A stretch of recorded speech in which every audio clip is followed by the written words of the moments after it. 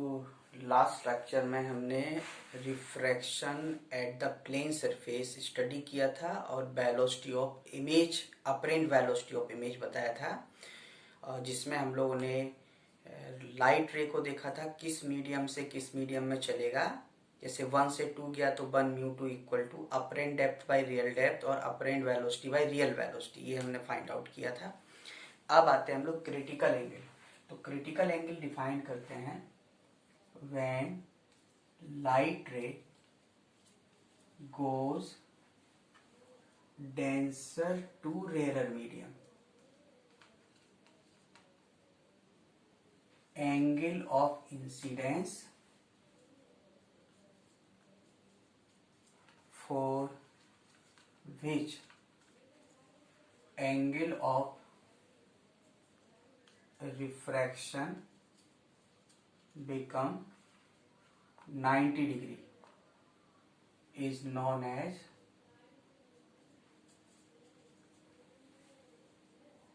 Critical angle, है ना। इसी को क्या बोलेंगे? Critical angle. जैसे मान लीजिए ये डेंसर मीडियम है और ये रेयर है, तो जब कोई भी है सोर्स है, हम देख रहे हैं यहाँ से जाएगा लाइट तो 1 के करस्पॉन्डिंग 1 विदाउट डेविएशन निकलेगा, क्योंकि एंगल ऑफ इंसिडेंट 0 होता है, एंगल ऑफ रिफ्रैक्शन 0। ये डेंसर है और ये क्या है? रेयर। अब यहाँ से जाएगा तो नॉर्मल से दूर हटेगा, तो ये नॉर्मल हुआ, तो ये आई हुआ, ये क्या होगा? आर। अच्छा, अब हम और इसको दूर यानी 2 के करस्पॉन्डिंग 2 और एंगल इंसिडेंट बढ़ जाए, तो जब ये एंगल जिसके करस्पॉन्डिंग एंगल ऑफ रिफ्रैक्शन कितना हो जाए? 90 डिग्री, तो इसी एंगल को हम लोग क्या कहते हैं? Critical angle C. और ये क्या हो गया? आर। तो लाइट रे कहाँ गया? डेंसर से रेयरर में, तो sine I upon sine R means sine C upon sine pi by 2। Sine pi by 2 मतलब साइन 90 कितना होता है? 1। तो साइन सी इक्वल टू हुआ डी म्यू आर। इसका मतलब इसको क्या रीड करेंगे? Refractive index of rarer with respect to denser, पर पता किसका रहता है? डेंसर का रेयरर के रिस्पेक्ट में।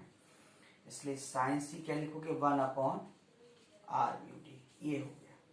ठीक है, sine C equal to 1 by R mu D, या सिंपल हम लोग कह सकते हैं sine C equal to 1 by mu.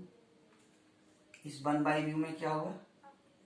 Refractive index of denser medium with respect to rarer medium.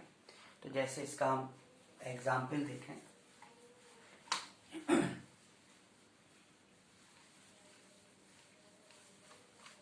लेकिन ये क्रिटिकल एंगल डिफाइन तभी है जब लाइट कहाँ जाएगा? Denser to rarer.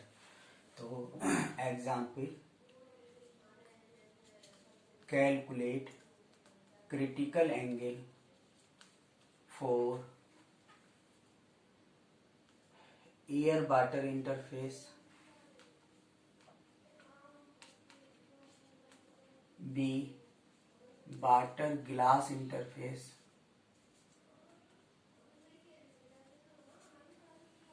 अब देखिए, एयर वाटर में ए करना है तो साइन सी लिखना तो 1 अपॉन म्यू है, लेकिन एयर वाटर में डेंसर कौन सा हुआ? वाटर का, तो डब्ल्यू म्यू ए, है ना। ए म्यू डब्ल्यू लिखोगे तो ये कितना होता है?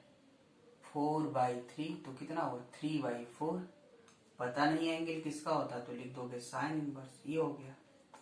इसी तरह से कह रहा है वाटर ग्लास इंटरफेस में, तो वाटर ग्लास में डेंसर मीडियम कौन सा हुआ? ग्लास। लाइट कहाँ जाएगा? ग्लास से वाटर में, तभी क्रिटिकल एंगल का मीनिंग है।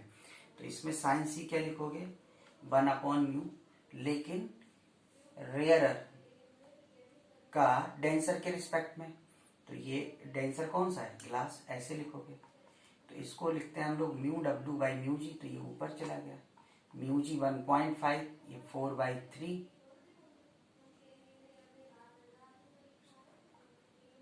रिफ्रैक्टिव इंडेक्स किसका? ये हमने उल्टा लिख दिया, डेंसर का रेयरर के रिस्पेक्ट में। यदि sine I upon sine R से लिखेंगे तो लिखेंगे mu equal to sine I upon sine R. Light ray कहाँ से कहाँ जा रहा है? ये तो डेंसर का रेयरर के रिस्पेक्ट में लेना ही है, तो डेंसर कौन सा होगा? ग्लास का वाटर के रिस्पेक्ट में, तो यहाँ क्या होगा? म्यू जी और यहाँ पर म्यू डब्ल्यू। तो वाटर का है बेटा 4/3 और म्यू जी है 1.5 होता है ना, तो ये इसको लिख सकते हो 8/9। तो सी क्या बनेगा इस इंटरफेस के लिए। पर ध्यान ये रखना कि क्रिटिकल हमेशा कहां से लेना है आपको, डेंसर टू रेयरर मीडियम, ठीक है ना। तो जैसे क्रिटिकल एंगल डिफाइन कर रहे हैं उसी तरह से अब हम लोग TIR की बात करें, total internal reflection, total internal reflection जिसको हम लोग बोलेंगे TIR। तो ये भी उसी के लिए है, लाइट रे goes from denser to rarer medium if angle of incidence become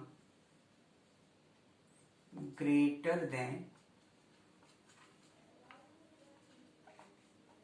critical angle, then light ray cannot emerge out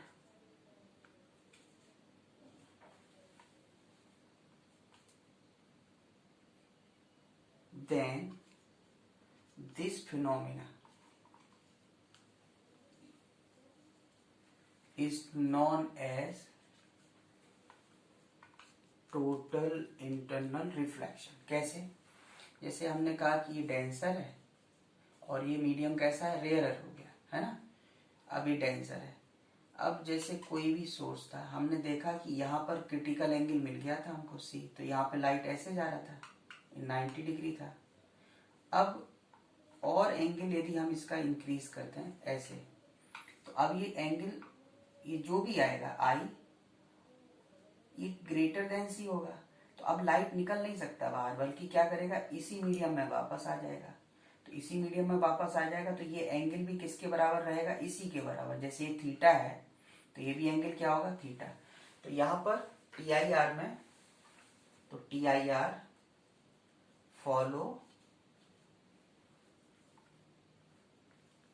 laws of reflection.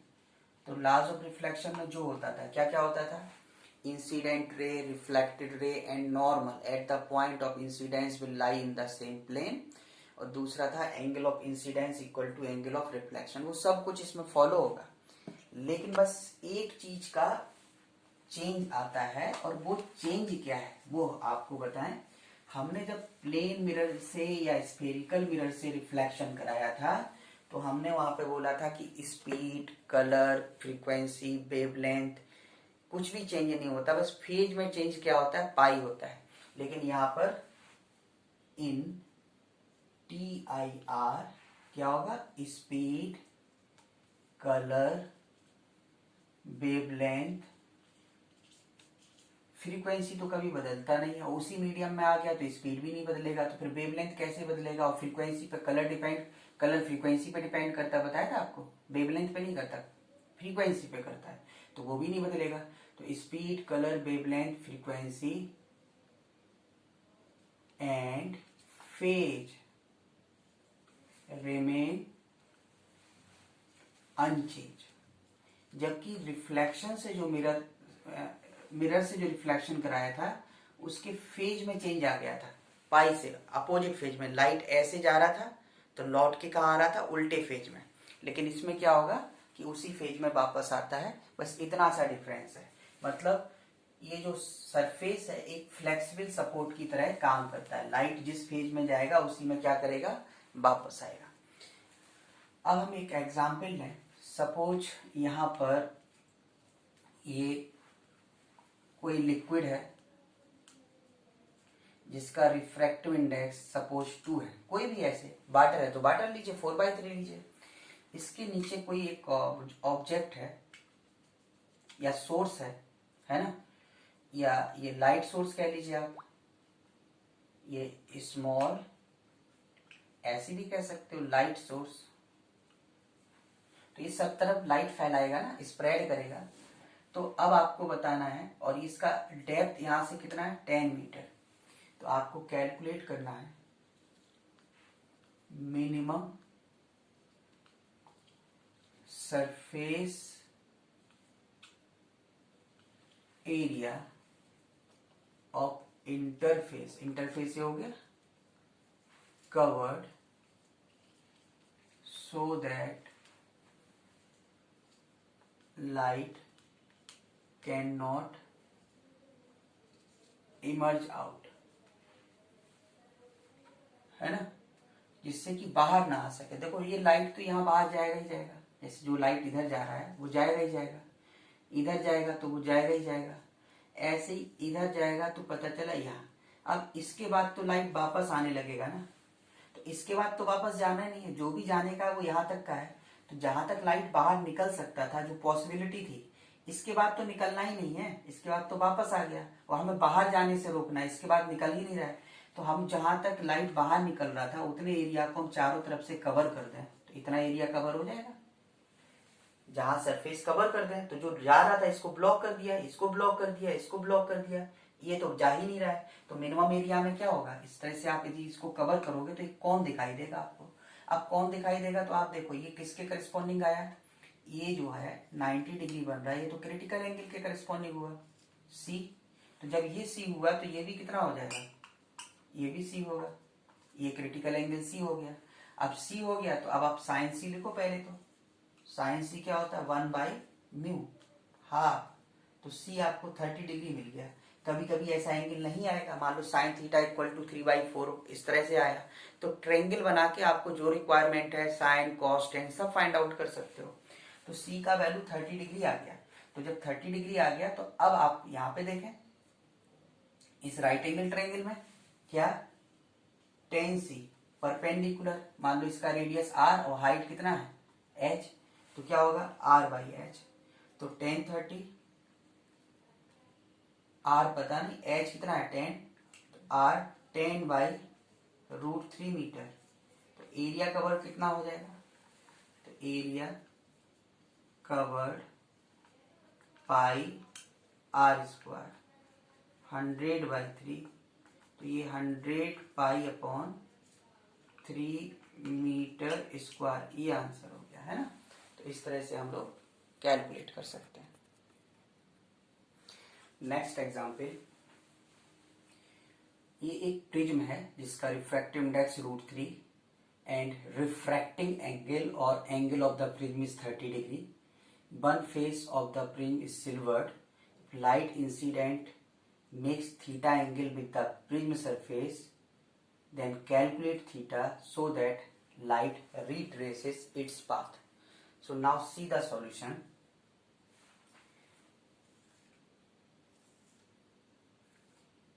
Light makes theta angle. This surface is silver. Light retraces its path only when light strikes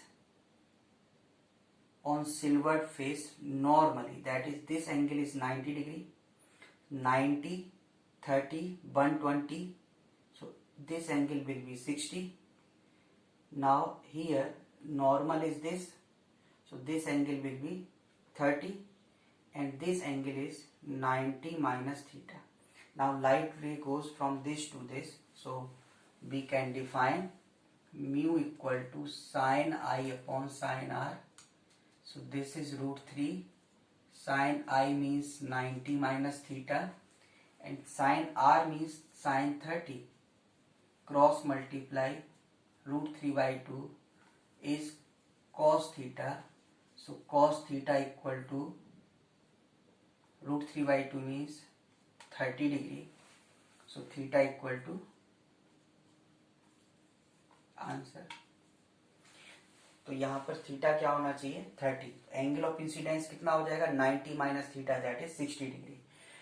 इस तरह के problems में कभी कभी ऐसा भी हो सकता है कि आपने कैलकुलेट किया पर उसमें साइन थीटा और कॉस थीटा का वैल्यू ग्रेटर देन बना गया। तो जब साइन थीटा कॉस थीटा का वैल्यू ग्रेटर देन बनाता है तो वो तो पॉसिबल ही नहीं है, value must be less than 1। तो उस केस में अब आप लोग इस तरह से फाइंड आउट करेंगे। बट जब पाथ को रिट्रेस करने को कभी भी बोला जाएगा, ये तभी पॉसिबल है जब ये इससे नॉर्मल इंसिडेंट हो, तो नॉर्मल रिफ्लेक्ट होगा, तो ये पाथ को रिट्रेस करते हुए बाहर आ जाएगा। ओके, तो मैं कह रहा था कि यदि साइन थीटा और कॉस थीटा का वैल्यू ग्रेटर देन 1 आता है तो पॉसिबल तो नहीं है। तो जब पॉसिबल नहीं है इसका मतलब क्या है कि जो थीटा हम लोग कैलकुलेट कर रहे थे वो भी पॉसिबल नहीं है। इसका मतलब आप कुछ भी कर लोगे, कोई भी वैल्यू थीटा का हो, लाइट रे can not B retrace its path, तब वो किसी भी कीमत पे वो सेम पाथ को रिट्रेस नहीं कर पाएगा। यदि सॉल्यूशन ही नहीं निकल रहा है तो क्या बोलेंगे उसको, है ना। अब हम लोग आते हैं प्रिज्म के लिए, लेकिन उसके पहले हम जरा स्टडी करें कॉचीज फॉर्मूला।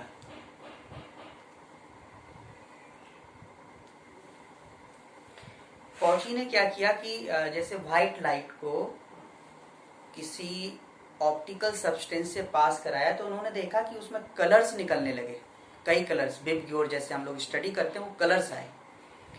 तो अब क्वेश्चन ये आया कि ये कलर्स कहाँ से आ गए। तो उन्होंने इसको कंक्लूड किया और कुछ रिजल्ट निकाले और कुछ एक्सप्लेनेशन दिया। पहला चीज तो ये है कि जैसे अभी हम लोग स्नेल्स लॉ, अब तक जो भी कंसेप्ट पढ़ा वो स्नेल्स लॉ का था। स्नेल्स लॉ में क्या था, mu equal to sine I upon sine R. I same है, म्यू सेम है, तो आर सेम होगा। तो जो व्हाइट लाइट है उसमें जितने भी कलर्स हैं, जब व्हाइट लाइट तो एक रे हो गया, आ रहा है, उसमें सारे कलर्स मिक्स हैं, लेकिन जब वो मीडियम से पास हो रहा तो स्प्लिट हो रहा, मतलब सेम आई के लिए अलग अलग आर आ रहा है। जबकि आई सेम म्यू सेम, तो आर तो सेम ही आना चाहिए। यदि आर डिफरेंट हो रहा है तो इसका मतलब म्यू डिफरेंट होना चाहिए, जबकि मटेरियल एक ही है। तो कॉची ने उसके बेसिस पर कंक्लूजन निकाला कि जो रिफ्रैक्टिव इंडेक्स, अब तक हम लोग ऐसा मान रहे थे कि जो सिर्फ प्रॉपर्टी ऑफ मैटर है वो सिर्फ ऑप्टिकल सब्सटेंस का प्रॉपर्टी ऑफ मैटर नहीं है, प्रॉपर्टी मैटर के साथ साथ इस बात पे भी डिपेंड कर रहा है कि उस पर जो लाइट इंसिडेंट हो रहा है उसका वेवलेंथ क्या है। पर इसका मतलब ये नहीं कि स्नेल्स लॉ फॉलो नहीं होगा, स्नेल्स लॉ भी फॉलो होगा, लेकिन जो स्नेल्स लॉ का जो कंसेप्ट था उसमें उन्होंने इस फैक्टर को कंसीडर नहीं किया था कि वो जो रिफ्रैक्टिव इंडेक्स ऑफ सब्सटेंस है वो सिर्फ मटेरियल का प्रॉपर्टी है या किसी और चीज का। उन्होंने कहा था सिर्फ मटेरियल की प्रॉपर्टी है। कॉची ने उसको एक्सप्लेन किया कि मटेरियल के साथ साथ इंसिडेंट लाइट के वेवलेंथ पे भी डिपेंड करेगा। तो इन्होंने एक्सप्लेन किया कि refractive index of material mu equal to A plus b by lambda square, c by lambda by 4, d lambda 6 and so on, ऐसे एक इनफाइनाइट सीरीज मिलेगा जिसमें a b c d are positive constant. तो अब इससे हमें दिख रहा है कि लैम्डा ज्यादा होगा तो म्यू क्या होगा, यानी लैम्डा इंक्रीज करेंगे तो म्यू क्या करेगा, डिक्रीज। अब जैसे व्हाइट लाइट हम लोग यूज करते हैं, विबग्योर लिखते हैं, हमने आपको बताया था हमारी आई मोस्ट सेंसिटिव किसके लिए होती है, येलो कलर के लिए। तो ये तो फिलहाल 4000 एंगस्ट्रॉम, ये अप्रोक्स 5600 एंगस्ट्रॉम, 5700-5600 लेते हैं, और ये 7800 एंगस्ट्रॉम। अच्छा, ये जो वेवलेंथ है ये किसके करस्पॉन्डिंग है, करस्पॉन्डिंग टू एयर और फ्री स्पेस। यही वेवलेंथ वाटर के अंदर कुछ और हो जाएगा। वायोलेट कलर का 4000 एंगस्ट्रॉम एयर में वेवलेंथ है, वो वाटर में नहीं होगा, वाटर में बदल जाएगा। तो ये मत सोचो कि वाटर में भी वायोलेट कलर का वेवलेंथ 4000 होता, नहीं होता है, वहां दूसरा होता है। तो ये वेवलेंथ है। तो अब आपको यहाँ दिख रहा है कि lambda R greater than lambda B greater than lambda violet. बाकी सब ऐसे उसी ऑर्डर से आप देख सकते हो, या पूरा लिखना है तो आप पूरा लिखो। क्या, lambda R greater than lambda O greater than lambda Y greater than lambda V greater than lambda I greater than lambda violet. तो म्यू इंक्रीज, लैम्डा इंक्रीज करेगा तो म्यू डिक्रीज करेगा, और लैम्डा डिक्रीज करेगा तो म्यू इंक्रीज करेगा। तो implies क्या करेगा कि उल्टा हो जाएगा। क्या, तब ये ज्यादा होगा, म्यू भी greater than mu I greater then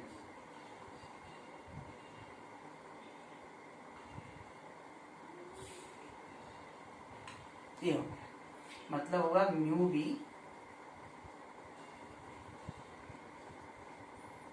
greater than mu R. अब क्रिटिकल एंगल की बात की जाए तो क्रिटिकल एंगल क्या स्टडी करते थे हम, तो ये रिफ्रैक्टिव इंडेक्स हो गया, है ना, ये वेवलेंथ हो गया। तो क्रिटिकल एंगल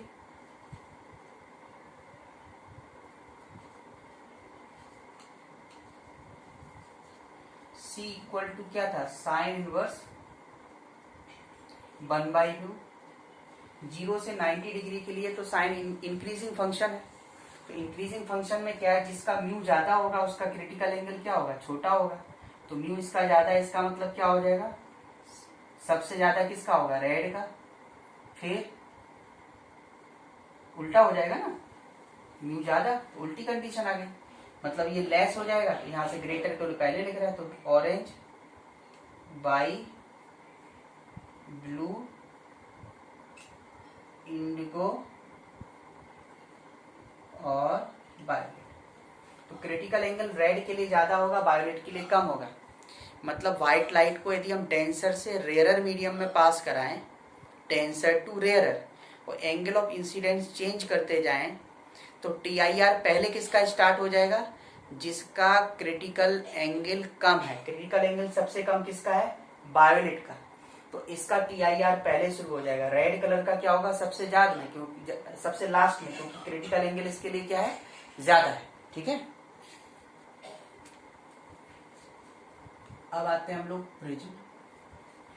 प्रिज्म में ऐसे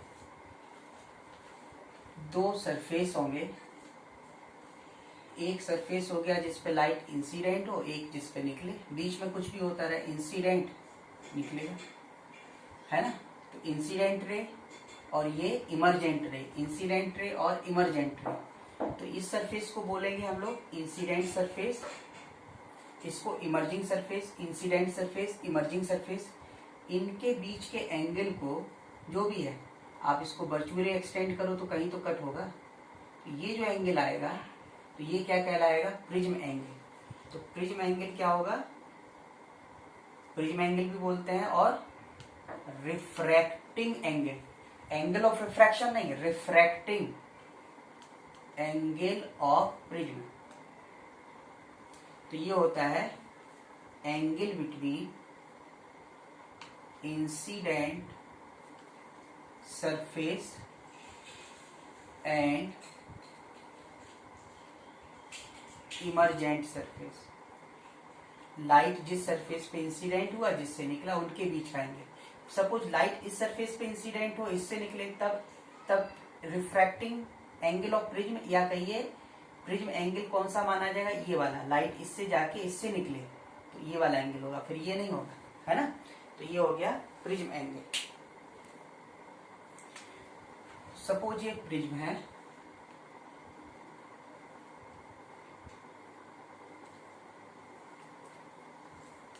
इसका प्रिज्म एंगल ए बोल रहे हैं। लाइट इस सरफेस पे इंसिडेंट हुआ, ये नॉर्मल, यहाँ रिफ्रैक्ट करेगा, है ना, फिर यहाँ नॉर्मल, और ये फाइनली ये ट्रांसमिट हुआ इमरजेंट। तो ये इंसिडेंट रे, और ये क्या हुआ, इमरजेंट रे।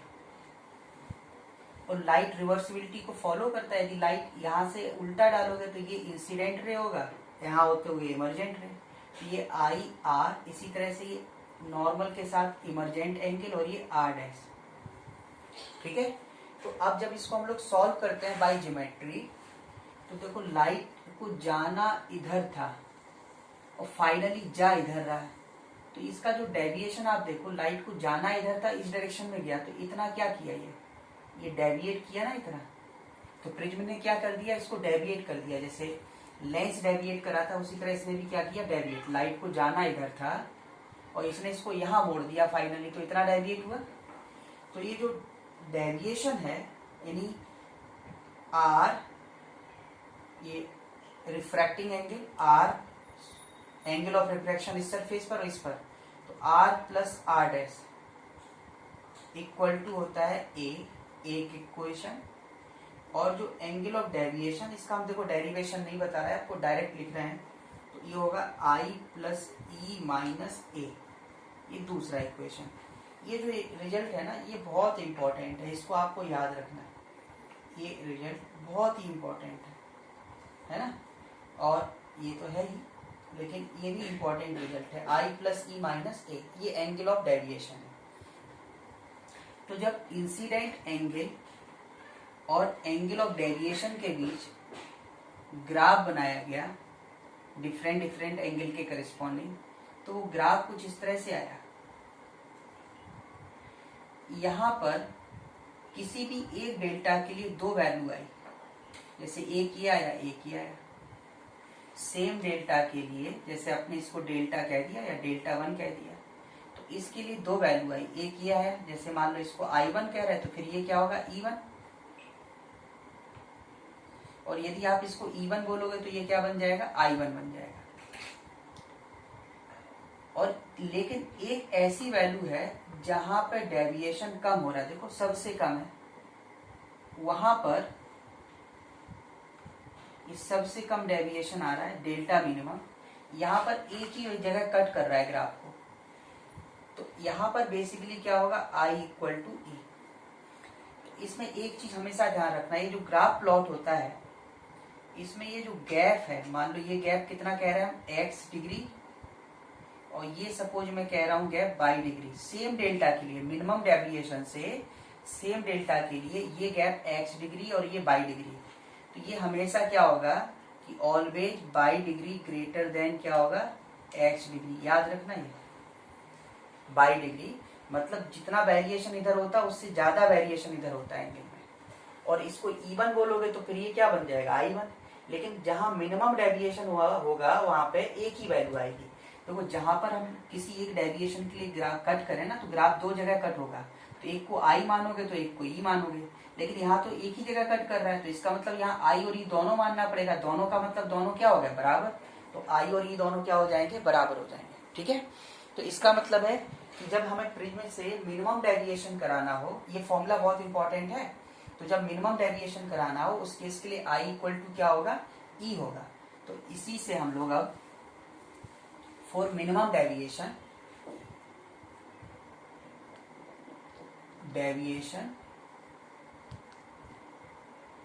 ऑलवेज याद रखना कि I इक्वल टू E, जब I इक्वल टू E होगा तो अब आप सॉल्व करोगे, जैसे 1 म्यू 2 इंटू 2 म्यू 1 होता था, तो यहाँ से लिखोगे तो sine I upon sine R बनेगा, और इससे लिखोगे sine R dash upon sine E बनेगा, तो इससे I और E बराबर तो कट जाएगा, तो R इक्वल टू क्या आ जाएगा R डैश, है ना, तो R equal to R dash आ जाएगा, तो फ्रॉम 1 R बराबर क्या होगा A/2, और फ्रॉम 2 मिनिमम डेविएशन के केस में I इक्वल टू E, तो यहाँ पे लिखोगे delta M 2I minus A, तो I का value A plus delta M/2, तो ये आ जाएगा, और जब ये आ जाएगा तो अब हम लोग refractive index of prism material define कर सकते हैं। तो रिफ्रैक्टिव इंडेक्स ऑफ प्रिज्म क्या होगा, तो refractive index of prism material कह सकते हो आप sine I upon sine R, तो ये बना sine A plus delta M/2 upon sine A/2, है ना, तो ये हो जाएगा sine A plus delta M/2 upon sine A/2। तो ये तो प्रिज्म का रिफ्रैक्टिव इंडेक्स हमने फाइंड आउट कर लिया। अब स्पेशल केस ये है कि प्रिज्म जब थिन हो, है ना, तो for thin prism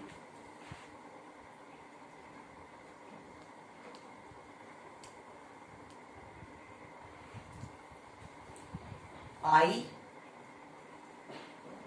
actually thin prism होगा, तो थिन प्रिज्म के लिए आप स्टडी करोगे तो मिनिमम डेविएशन के केस में फॉर मिनिमम डेविएशन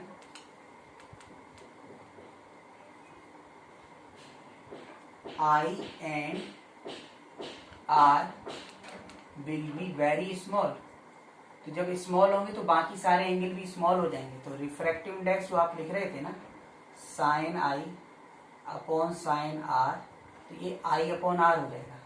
मतलब आई का वैल्यू देखो लिखा था हमने A plus delta M by two और आर का वैल्यू ए बाई टू।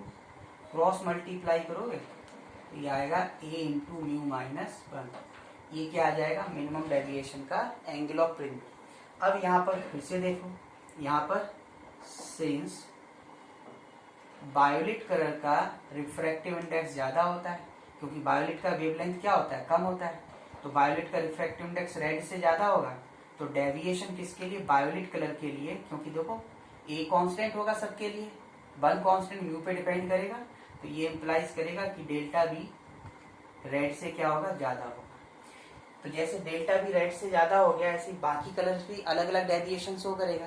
तो अलग अलग कलर जब शो करेगा, अलग अलग डेविएशन अलग अलग कलर शो करेगा, तो अलग अलग जगह फोकस होगा, तो स्प्लिट कर गया ना।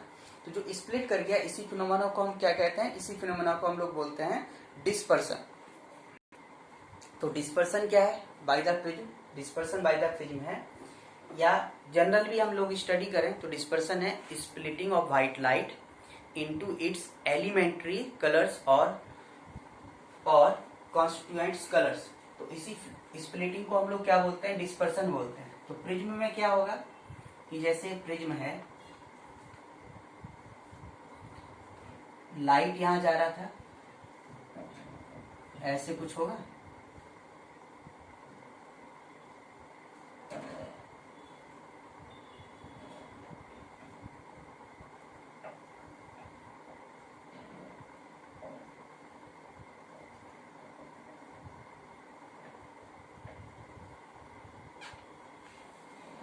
ये हो गया बीम की ओर बेस की तरफ फोल्ड होगा। तो लाइट को यहाँ जाना था, डेविएट इस तरह से हुआ। इसी फिनोमिना को हम लोग क्या कहते हैं डिस्पर्सन कहते हैं। और रीजन क्या हुआ इसका, रीजन ये है कि four different wavelength refractive index of material will be different. कहां से मिला, बाई कॉचीज फॉर्मूला जो उन्होंने एक्सप्लेन किया, क्या था A plus B by lambda square lambda 4 and so on, इस तरह से, ठीक है ना। तो इससे लैम्डा इंक्रीज होता जाएगा, म्यू डिफरेंट होता जाएगा, लैम्डा इंक्रीज होगा म्यू डिक्रीज होगा, म्यू डिक्रीज होगा तो डेविएशन कम होगा। इस तरह से हम लोग फाइंड आउट कर सकते हैं। तो इसका रीजन है। तो अब हमको इसमें देखना है कि ये लाइट कैसे स्प्लिट किया, है ना। तो ये तो हो गया, लेकिन अब आप देखो लाइट ये इंसिडेंट हो रहा था, ये फाइनली इस तरह से हुआ। तो ये डेविएशन जो हम बात करें, तो ये जितने एंगल में ये लाइट स्प्रेड कर गया, इतने एंगल में स्प्रेड कर गया, फैल गया इस तरह से, तो इस एंगल को हम लोग बोलते हैं थीटा, जिसको कहते हैं एंगुलर डिस्पर्सन। तो एंगुलर डिस्पर्सन को हम लोग डिफाइन करेंगे,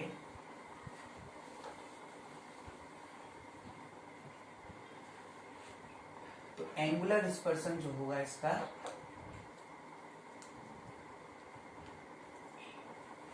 वो हो गया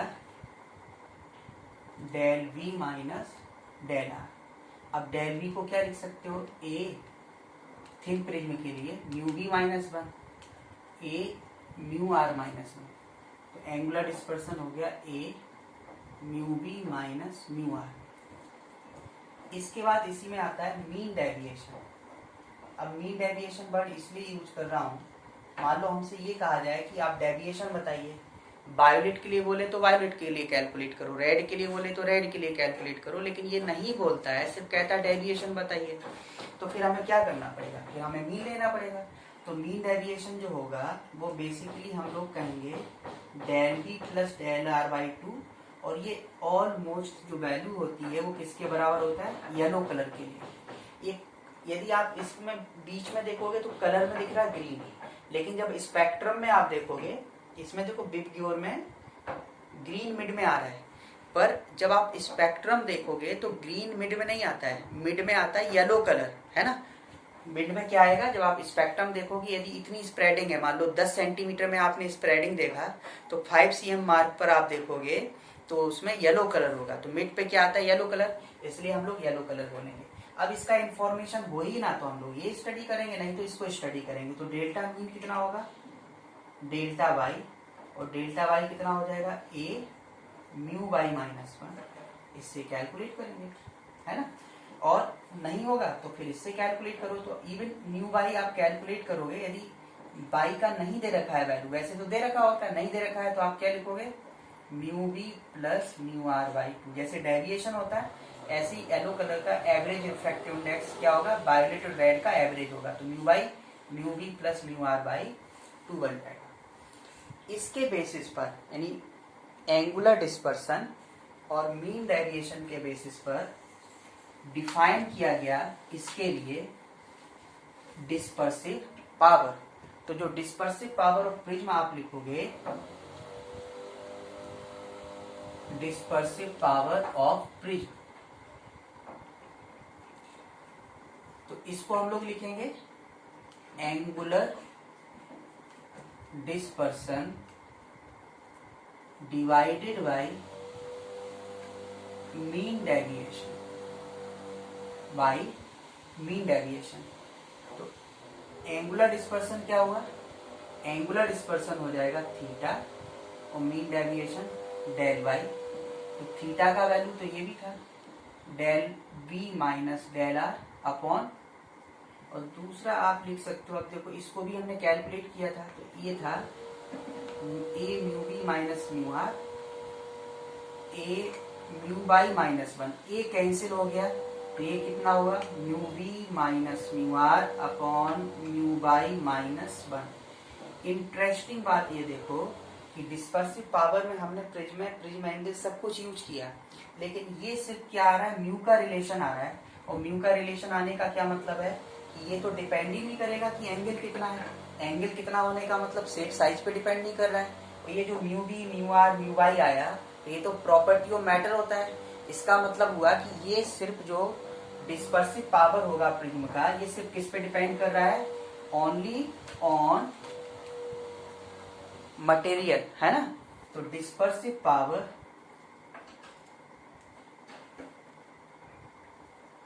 depends only on mu B mu R mu Y, इसका मतलब मटेरियल, यानी डिस्पर्सिव पावर कैसी प्रॉपर्टी होगी, मटेरियल प्रॉपर्टी। इसका मतलब हुआ that is omega will be same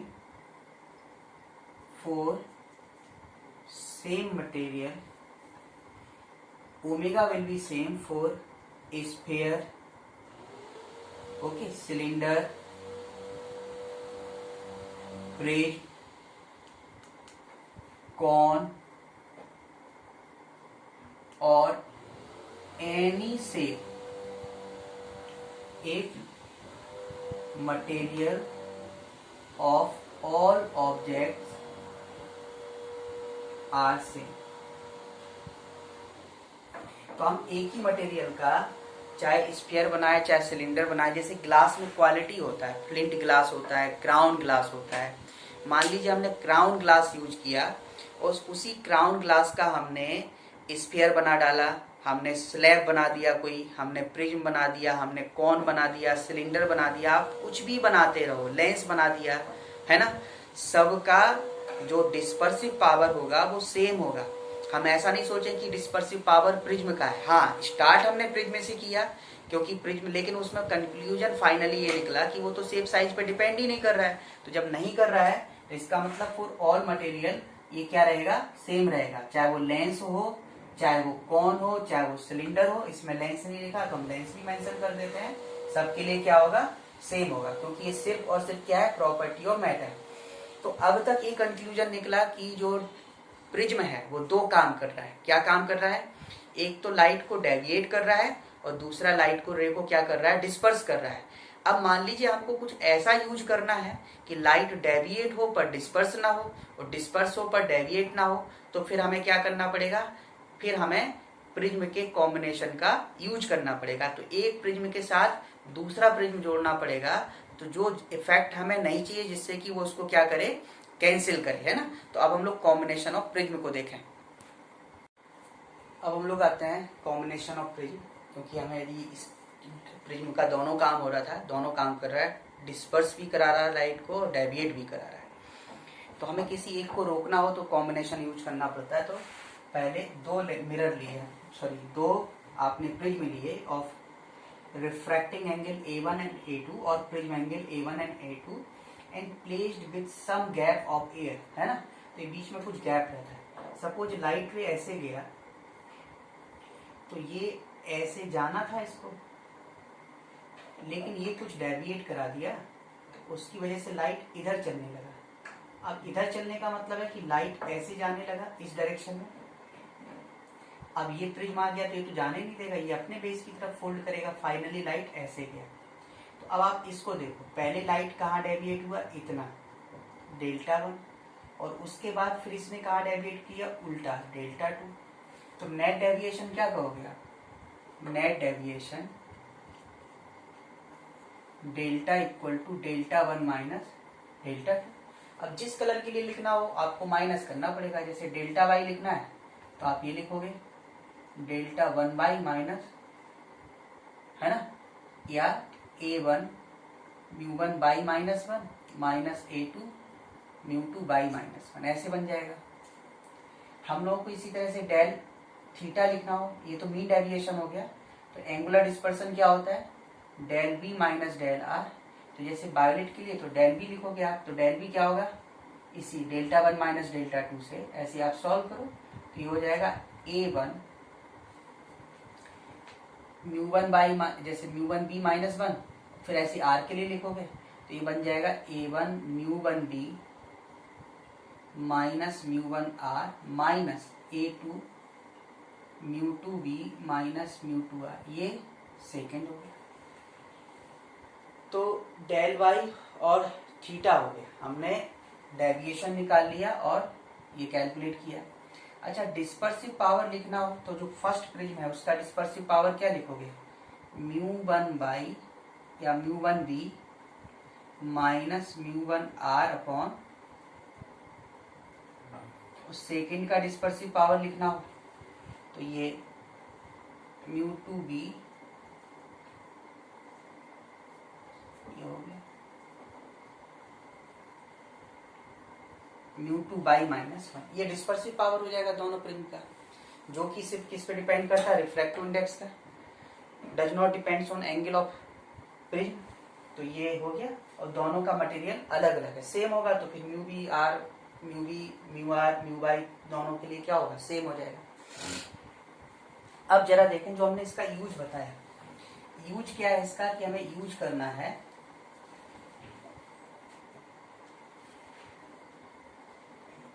पहला डिस्पर्सन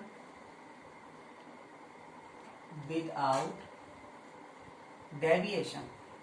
इसका मतलब हुआ कि हम डेविएशन तो चाहते हैं पर डिस्पर्सन नहीं चाहते हैं। तो थीटा इक्वल टू 0, डिस्पर्सन 0 मतलब फैले ही नहीं, स्प्लिट ही ना करे, लेकिन डेविएशन चाहिए। डेविएशन का मतलब मीन डेविएशन चाहिए, तो डिस्पर्सन विदाउट डेविएशन। तो आप जब थीटा इक्वल टू 0 रखोगे ना आप यहाँ पे, तो इससे A2 का वैल्यू आ जाएगा, वो A2 का वैल्यू यहाँ सब्स्टिट्यूट करोगे और फिर हम उस रिजल्ट को अरेंज करेंगे, क्योंकि हम आपको बता रहे हैं तो रिवीजन क्लास के लिए लेक्चर्स हैं, तो इसलिए आपको हम डेरिवेशन पूरा नहीं बता रहे, पर बता रहे हैं कि थीटा इक्वल टू 0 रखो, तो A2 का वैल्यू इससे निकलेगा 0 रखने के बाद वो यहाँ रख देना। फिर जब आप अरेंज करोगे तो इससे जो आ जाएगा डेविएशन वो होगा A1 μ1 बाई -1 एंड ω1 माइनस ω2, या तुम डायरेक्ट फॉर्मूला याद रख सकते हो तो रखो, अच्छी बात है। अब एक चीज ध्यान रखें आप, यहाँ दोनों का मटेरियल डिफरेंट होना बहुत जरूरी है। क्यों जरूरी है, यदि मटेरियल सेम हुआ तो ω1 ω2 ये तो डिस्पर्सिव पावर हुआ, ये तो सिर्फ और सिर्फ मटेरियल पर ही डिपेंड कर रहा है। तो जब सिर्फ मटेरियल पर डिपेंड करेगा तो ये 0 हो जाएगा। जीरो होने का मतलब डेल्टा बाई जीरो हो गया। हम कह रहे थे डिस्पर्सन विदाउट डेविएशन, तो यहाँ पर डेविएशन तो zero, dispersion without deviation, sorry इसमें हमने आपको बोला था डिस्पर्सन विदाउट डेविएशन, मैंने यहाँ गलत लिखा, इसको आप देखें। डिस्पर्सन विदाउट डेविएशन का मतलब है कि डिस्पर्सन तो नहीं चाहिए था हमें, ये भी कंडीशन उल्टा लिख दिया हमने सेकेंड केस का। डिस्पर्सन विदाउट डेविएशन का मतलब हुआ कि डेविएशन तो नहीं चाहिए लेकिन डिस्पर्सन चाहिए। तो हमने डेविएशन नहीं चाहिए मतलब डेल्टा वाई को जीरो करोगे, a2 का वैल्यू आएगा a1 μ1 माइनस 1 अपॉन μ2 माइनस 1, उठा के यहाँ रख देना, इतना पार्ट कॉमन लेना, तो ये दो फॉर्मूले बन के तैयार हो जाएंगे ω1 माइनस ω2 के। तो इससे डिस्पर्सन आ गया। आप फिर से देखें, बात करें हम डिस्पर्सन विदाउट डेविएशन, तो डिस्पर्सन तो जीरो कर दिया, वो तो कंडीशन हो गई। अब जीरो, यदि मटेरियल सेम हुआ तो फिर डिस्पर्सन भी कितना आ जाएगा, जीरो आ जाएगा, मतलब डेविएशन भी जीरो तो डिस्पर्सन भी जीरो। फिर कर क्या रहे हैं, जबकि हम तो कह रहे हैं कि डिस्पर्सन हो पर डेविएशन ना हो। तो ये तभी पॉसिबल है जब इनके मटेरियल अलग अलग हो, क्योंकि यदि मटेरियल सेम हो गया तो ये तो आप कुछ भी करोगे, ओमेगा कोई भी शेप बनाओ ω1 ω2 के बराबर हो जाए, तो मटेरियल की प्रॉपर्टी हो गई।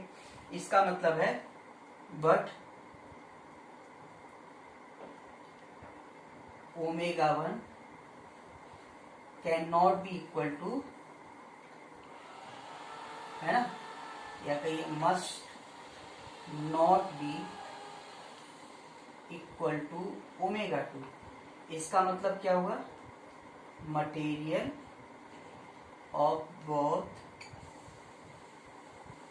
Prism must be different.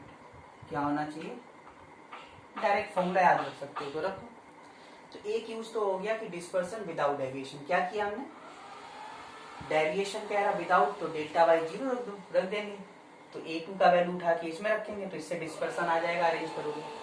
इसी तरह से सेकेंड है बी पार्ट, ये कह रहा हूं कि डेविएशन हो बट विदाउट डिस्पर्सन। अब विदाउट डिस्पर्सन जो पहले वाले कंडीशन था, मतलब जो हमने गलती से लिख दिया था, तो डिस्पर्सन तो कह रहा है जीरो लेकिन डेविएशन चाहिए। तो अब इसी तरह थीटा जीरो रखोगे, a2 का वैल्यू उठा के इसमें रखोगे, तो इसको जब आप सॉल्व करोगे तो ये जो डेविएशन का मतलब मीन डेविएशन, तो यहाँ पे आ जाएगा 1 माइनस ω1 बाई ω2।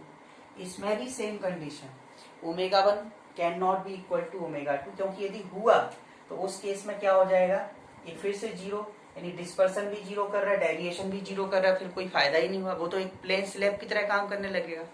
प्लेन स्लैब में तो यही होता था ना, तो इसलिए क्या हो जाएगा, material of both the prism must be different, है ना, तभी हम लोग इसका यूज कर पाएंगे, dispersion without deviation and deviation without dispersion. ये फॉर्मूले हैं, आप डायरेक्ट यूज करो तो करो, लेकिन ध्यान रखना है दोनों के material must be different. Question आता है कि दोनों का मटेरियल सेम हो तो क्या होगा, तो सेम होगा तो ये होगा कि हम डिस्पर्सन जब जीरो कराएंगे तो डेविएशन भी जीरो हो जाएगा, और डेविएशन जीरो कराएंगे तो डिस्पर्सन फिर से क्या हो जाएगा, जीरो हो जाएगा, तो कोई एक चीज नहीं मिलेगी हमको। अब हम इससे रिलेटेड कुछ एग्जाम्पल्स देखते हैं जो भी प्रिज्म का थ्योरी पढ़ा। पहला क्वेश्चन ये है, हम लोगों ने एंगल ऑफ डेविएशन और angle of incidence for prism एक ग्राफ प्लॉट किया। तो ग्राफ इस तरह से आया कि जब एंगल ऑफ इंसिडेंस 60 डिग्री है तो डेविएशन मिनिमम 60 डिग्री है। तो आपको इसमें कैलकुलेट करना है प्रिज्म का एंगल और refractive index of prism material. तो पहले तो आप यहाँ देखो, जब मिनिमम डेविएशन है, डेल्टा मिनिमम 60 डिग्री है, तो डेल्टा मिनिमम ये भी इम्प्लाइज करता है कि आई इक्वल टू क्या होता है, तो ये भी कितना हुआ 60 डिग्री।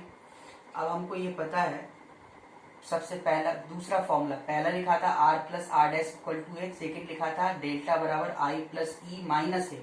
तो सिंस डेविएशन का formula I plus E minus A होता है, तो डेल्टा रखो जरा, कितना होगा 60 डिग्री, ये भी 60, ये भी 60, ए, इससे ए का वैल्यू कितना आ गया, तो प्रिज्म एंगल आ गया आंसर। ये तो मिनिमम डेविएशन है। अब कह रहा रिफ्रैक्टिव इंडेक्स बताइए, तो फॉर्मूला हमारे पास है, क्या है, A plus delta M by two upon sine A by two. तो mu equal to sine 60 plus 60 by two, तो 60 हो गया, 60 बाई टू कितना हुआ 30 हो गया, तो √3/2 अपॉन हाफ, 2 कैंसिल, तो म्यू कितना हो गया, √3। तो ये refractive index of prism material हो गया। ओके।